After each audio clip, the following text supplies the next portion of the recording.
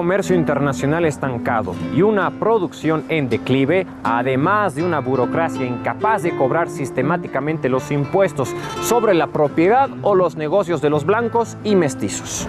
El gobierno tuvo que depender de los impuestos que pagaban los indígenas como su fuente de ingresos más lucrativa hasta la segunda mitad de aquel siglo.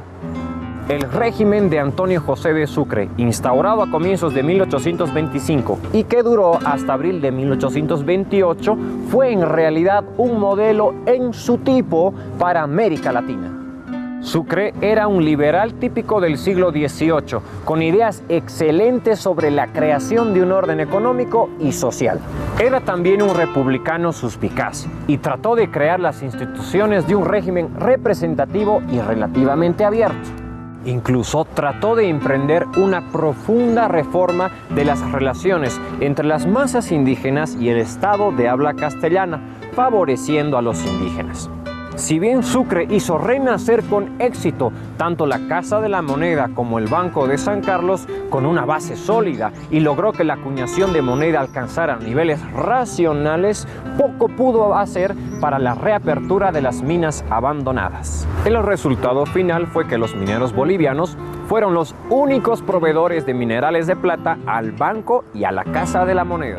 Sucre tampoco pudo controlar el problema crucial de la inundación de las minas.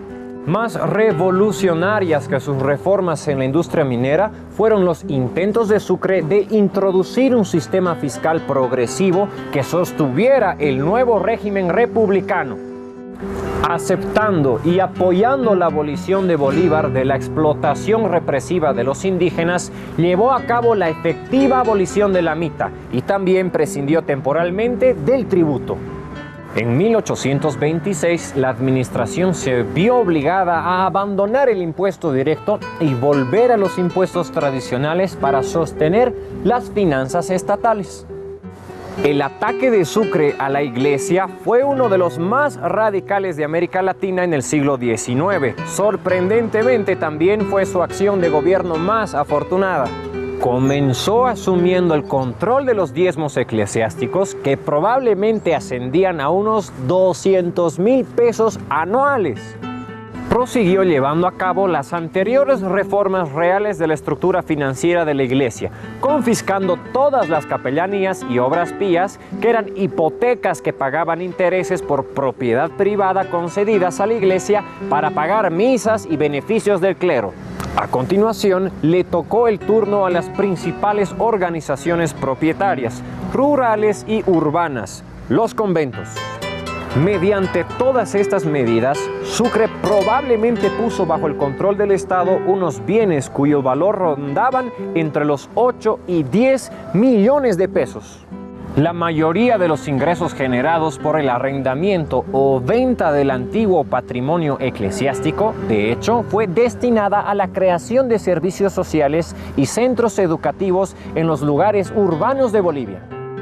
Las 7 ciudades mayores, La Paz, Cochabamba, Santa Cruz, Potosí, Oruro, Chuquisaca y Tarija, consiguieron escuelas primarias y orfanatos gratuitos. Pero la mayoría de estas instituciones tuvieron una vida efímera, por lo que también su impacto en la estructura económica y social fue escaso.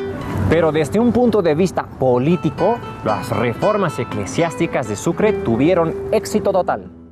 Bolivia se apoderó por completo de las facultades patronales reales, se incautó las tierras de la iglesia y se disminuyeron el número de las órdenes religiosas a un volumen insignificante.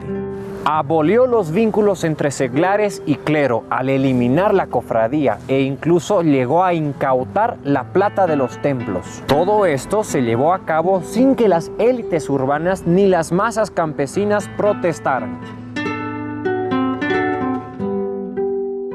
¿Qué es lo que hizo Sucre? Además de apoyar, diríamos, estos procesos, hizo 2 cosas más, por lo menos. Uno, confiscar los bienes de la iglesia y convertirlos en escuelas y en colegios.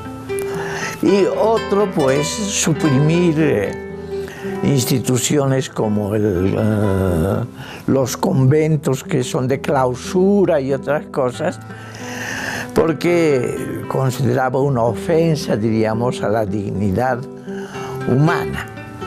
Esto en un ambiente en que el Libertador fue todavía más radical. El Libertador no quería que se declarara una religión oficial.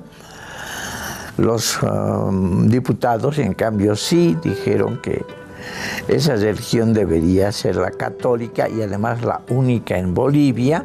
O sea, también otras contradicciones. De todos modos, no tanto Klein como más bien Löfström considera que la reforma eclesiástica fue tal vez la más consolidada de las reformas que hizo el mariscal Sucre en su gobierno en Bolivia. Hay que subrayar que Sucre no destruyó a la Iglesia y que con la recuperación del poder rumano en todo el mundo durante la segunda mitad del siglo XIX, Bolivia también conocería el renacimiento de una iglesia importante. Y de esta manera concluimos con el capítulo de hoy. Soy Roberto Nanetti, ha sido un gusto. Hasta la siguiente.